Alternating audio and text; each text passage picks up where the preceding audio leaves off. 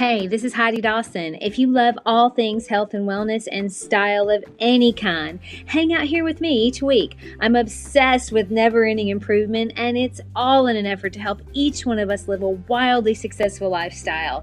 Subscribe today so you don't miss a thing. Hi guys, welcome to episode 56 of the Wildly Successful Lifestyle Podcast. You know, one of the main things I've found doing the Wednesday Wisdom interviews is that when successful people feel that they're on the wrong path or headed in the wrong direction, they change it. They don't stay unhappy. They don't stay miserable. They don't stay stuck. Now, they get stuck. They just don't stay there.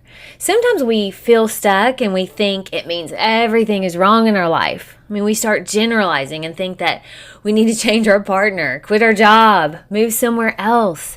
And that may be the case, but sometimes we also just need to change our thoughts about things.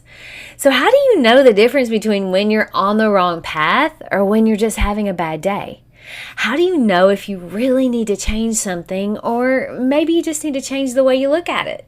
I mean, you can be on the right path and feel discomfort. Sometimes that just means you're growing. You can be on the right path and feel sad at times. Life can be messy, and we're all going to have moments where we feel sad. But those are moments, and hopefully they're temporary. We have to be careful about making permanent solutions when it's only a temporary problem. Now, sometimes we look at situations and we think, I'm uncomfortable, so I need to change it. When I first started doing my design work, I was uncomfortable all the time. It was so scary. When I first started my podcast, I was uncomfortable a lot of the time. Usually, when you're doing something new or doing something hard, it can be uncomfortable, but I ultimately find joy in both of these things. Like, I love my design and I love podcasting. So even though sometimes I feel discomfort, maybe because I'm trying a new edgy product or I'm worrying that nobody's going to listen to the latest episode, I've learned to accept the discomfort because ultimately I know this is what I'm meant to be doing right now. So I don't need to change it. I just need to be okay with the discomfort and know that means I'm growing, which I love. Now, another example I can give you is before I met my husband, I was in a relationship with a really nice guy. I mean, he was successful, funny, good-looking, loyal, all that good stuff. But we had really different goals. I mean, we had different hobbies. We liked doing very different things. I was uncomfortable a lot. And ultimately, I was not finding joy in that relationship. Right about that time when I was dating him and it wasn't going so great, I was scheduled to go to an Anthony Robbins seminar in California. So off I go. At the seminar, though, Tony had everyone, all 300 people, write a letter describing their perfect soulmate. He wanted you to specify your very perfect version of who you wanted to be with. Now, whether you were in a relationship or not. I was pretty distraught and basically wanted to come home at that point because, you see, I knew that if I wrote that letter, I'd have to admit I was settling with my then boyfriend. And it would ultimately mean I'd have to break it off. So long story short, I wrote the letter through tears, knowing that with it came the end of my relationship. Now, I broke up with him the day I got home and never looked back. I needed to change it because neither one of us was going to find long-term joy in that relationship. We were just too different. Life can be like that. It can be crazy. Sometimes you need a change.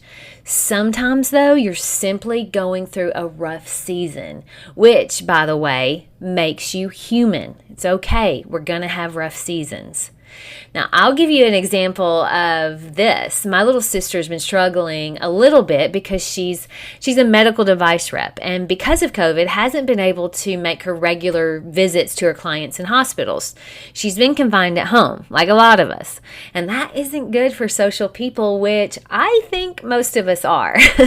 It is not comfortable to be homebound and alone day in and day out. It's just not normal for us.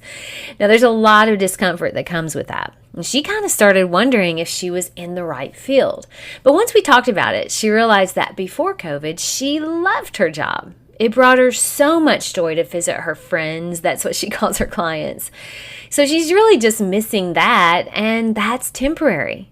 Soon she'll be back at it and finding that joy once again. I mean, it's a temporary problem that will get better soon. No need to change careers at this point because that's not the problem.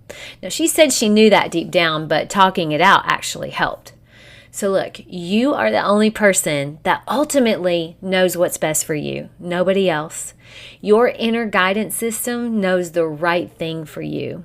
You've got to be in touch with that. 3 things, though, that I think that ultimately help you to be in touch with that are journaling, meditation, and growth. Now, by growth, I mean whether it's reading a good positive book, listening to positive podcasts, studying or learning something new. I mean, if you're listening to this podcast, which tells me that you're into being the best version of you. And I know that sounds cliche and all that, but really, think about what the best version of you means. Picture that person in your mind. Like, what does your version of a wildly successful life look like? It's going to be different for all of us.